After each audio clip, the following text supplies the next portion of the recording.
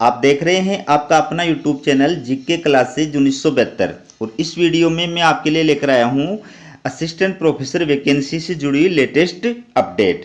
तो चलिए वीडियो की शुरुआत करते हैं। ये आप देख सकते हैं इंजीनियरिंग कॉलेज बीकानेर के द्वारा ये 15 सितंबर 2023 को विज्ञापन जारी किया गया है। Contractual appointment assistant teaching associates की पोस्ट के लिए, ठीक है। इंजीनियरिंग कॉलेज के अंदर इसको असिस्टेंट टीचिंग एसोसिएट्स बोलते हैं, बाकी इसको असिस्टेंट प्रोफेसर अपन सामान्य भाषा में बोल सकते हैं, कोई दिक्कत वाली बात नहीं है।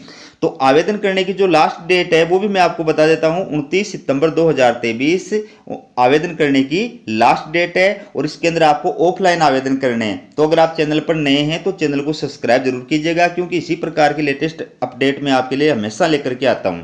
ये देखिए, applications in prescribed format are invited from interested eligible candidates for contractual appointment on the post of assistant teaching associates in various departments under Rajasthan Higher Technical Education Quality Improvement Scheme, ठीक है, at monthly fix remuneration of INR 28,850 रुपये, ठीक है। तो ये निर्धारित प्रारूप में कॉलेज के द्वारा आवेदन फॉर्म आमंत्रित किए गए हैं। पोस्ट का नाम आपको बता दिया मैंने और टोटल जो पोस्ट है इसके अंदर वो है 10 पोस्ट, ठीक है। और ये स्कीम है, इस स्कीम के तहत ये आवेदन फॉर्म आमंत्रित किए गए हैं और आपका मासिक जो मानदेय होगा इसके अंदर वो फिक्स है, 28,850 रुपये आपका मासिक मानदेय प्रदान किया जाएगा। तो ये राजस्थान सिविल पदों के लिए जो संविदा नीति 2022 है उसके तहत ही आवेदन फॉर्म आमंत्रित किए गए हैं। देखिए, डिपार्टमेंट या विषय देखिए, सिविल इंजीनियरिंग, इसके अंदर टोटल 4 पोस्ट है। ये पोस्टों के अलग अलग कैटेगरी के लिए आरक्षित की गई हैं। 4 पोस्ट जो है वो UR यानी अनारक्षित है, एक पोस्ट BC के लिए यानी बैकवर्ड क्लास के लिए और एक पोस्ट जो है SC के लिए। ये डिपार्टमेंट CSE या विषय जो है इसके अंदर टोटल 4 पोस्ट है। ये आप देख सकते हैं, एक पोस्ट जो है UR है, ये वुमेन के लिए है, एक पोस्ट बैकवर्ड क्लास यानी महिला के लिए, एक पोस्ट UR यानी अनारक्षित है, एक पोस्ट SC की महिला के लिए, ठीक है।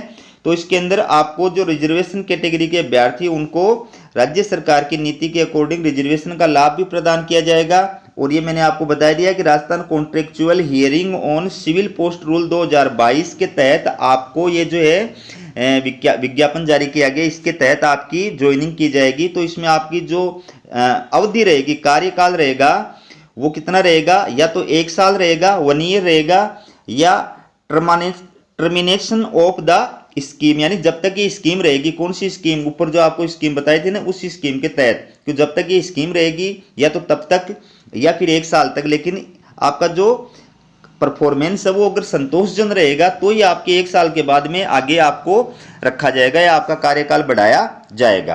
तो जो भी AICTE नॉर्म्स के अकॉर्डिंग क्वालिफाइड कैंडिडेट्स हैं, जो निर्धारित योग्यता और अनुभव रखते हैं, वो इसके अंदर आवेदन कर सकते हैं। क्या योग्यता है, क्या अनुभव है, वो भी मैं आपको आगे बताऊंगा। अब इसके अंदर जो आवेदन शुल्क है वो है 200 रुपये। ये आप देख सकते हैं, आपको 200 रुपये DD या बैंक चेक के माध्यम से भुगतान करना होगा, ऑनलाइन नहीं करना है। DD किसके नाम से बनवाना है? प्रिंसिपल इंजीनियरिंग कॉलेज बीकानेर के नाम से आपको DD बनवाना है। आवेदन कैसे करना है, कौन कौन से डॉक्यूमेंट्स लगाने हैं, क्या जो है एज लिमिट है, वो सारी डिटेल इसके अंदर आपको बताऊंगा। ये आप देखिए आगे, ये आवेदन फॉर्म आपका, ठीक है, ये आपका आवेदन फॉर्म है। इस आवेदन फॉर्म के अंदर जो भी डिटेल मांगी गई है, पर्सनल डिटेल, आपको ये डिटेल सारी भरनी है। निर्धारित स्थान पर आपको अपना फोटो लगाना है, फोटो को सेल्फ अटेस्टेड करना है। इसके अंदर 9 नंबर के कॉलम में आपको अपनी जो एक एजुकेशनल क्वालिफिकेशन है वो डिटेल भरनी है, ठीक है ना, जो आपने कर रखी है वो डिटेल भरनी है। उसके अलावा अगर कोई और एक्स्ट्रा क्वालिफिकेशन है तो 10 नंबर कॉलम में भरनी है। 11 नंबर में वैलिड गेट जो स्कोर है, आपका गेट स्कोर कितना बन रहा है वो आपको दर्शाना है। अगर आपने कोई पेपर वगैरह पब्लिश करा रखे हैं तो वो 12 नंबर कॉलम में दिखाने हैं। 13 नंबर कॉलम के अंदर आपको टीचिंग एक्सपीरियंस दिखाना है, ठीक है। और फिर डिक्लेरेशन के अंदर आपको साइन करने हैं और बाएं साइड में आपको दिनांक लिखनी है, ठीक है। तो ये आप देख सकते हैं वही चीज़ है, ठीक है ना। पोस्ट है असिस्टेंट टीचिंग एसोसिएट और ये 28,850 रुपये आपका वेतन है। ये पोस्ट है, ये आपको मैंने बता दी। अब जो और महत्वपूर्ण बातें हैं वो देखिए, इसमें reservation is provided to SC ST OBC candidates as per reservation policy of the government of Rajasthan for the bonafide residents of Rajasthan as a part of reservation proof the candidates must submit relevant valid caste certificate. यानी आरक्षित category के SC ST OBC जो कैटेगरी है, इन category के जो अभ्यर्थी हैं वो अगर राजस्थान के मूल निवासी हैं तो ही उनको आरक्षित कैटेगरी का लाभ प्रदान किया जाएगा। अदर स्टेट के अभ्यर्थियों को ये लाभ प्रदान नहीं किया जाएगा, ठीक है। लेकिन इसके लिए आपको वैलिड जो कास्ट सर्टिफिकेट है वो निर्धारित प्रारूप में प्रस्तुत करना होगा, ठीक है। फिर है If eligible and suitable candidates are not available for any of the reserved post shown for the scheduled caste and scheduled tribe of Rajasthan, their post will not be filled from the unreserved category candidates। यानी अगर राजस्थान के अंदर SC ST OBC जो कैटेगरी है, आरक्षित category है, इन कैटेगरी के अंदर योग्य अभ्यर्थी उपलब्ध नहीं होते हैं तो उस सिचुएशन में अदर स्टेट के जो कैंडिडेट्स हैं उनसे जो है या फिर अनारक्षित कैटेगरी के अभ्यर्थी से जो है वो पद जो है फिलअप नहीं किए जाएंगे। अगला देखिए, candidates belonging to SC ST OBC of the state other than the state of Rajasthan will be considered in the unreserved category. यानी राजस्थान राज्य से बाहर के जो SC ST OBC कैटेगरी के अभ्यर्थी हैं वो अनारक्षित कैटेगरी के अंदर माने जाएंगे, उनको अनारक्षित कैटेगरी के अंदर ही आरक्षण जो है आवेदन करना होगा।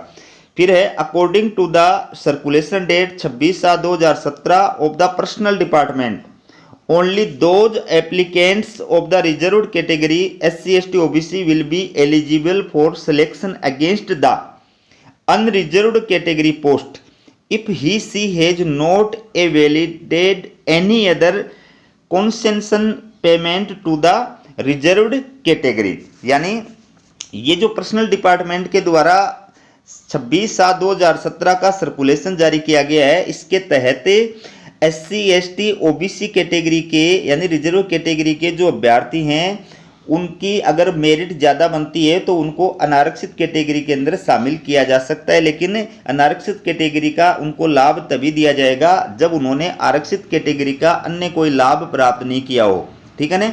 फीस के अलावा अन्य कोई लाभ अगर आरक्षित कैटेगरी का प्राप्त नहीं किया है तो ही उनकी मेरिट लिस्ट जनरल के अंदर आने पर उनको जनरल कैटेगरी के अंदर शामिल माना जाएगा। अब बात करते हैं योग्यता की। एक एसेंशियल क्वालिफिकेशन यानी अनिवार्य योग्यता, इस पद के लिए आवेदन करने के लिए अनिवार्य योग्यता क्या है? तो या तो अभ्यर्थी जो है आप जो है BE क्वालिफाइड होने चाहिए या BTech क्वालिफाइड होने चाहिए एंड ME।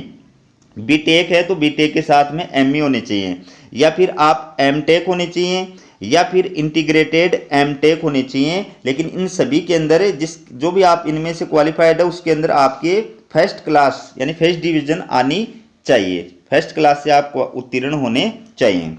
फिर है डिजायरेबल एक्सपीरियंस या क्वालिफिकेशंस, जो वांछित योग्यता बताइए वो क्या बताइए? टीचिंग एक्सपीरियंस इन गवर्नमेंट या autonomous institute under world bank sponsored projects, ठीक है।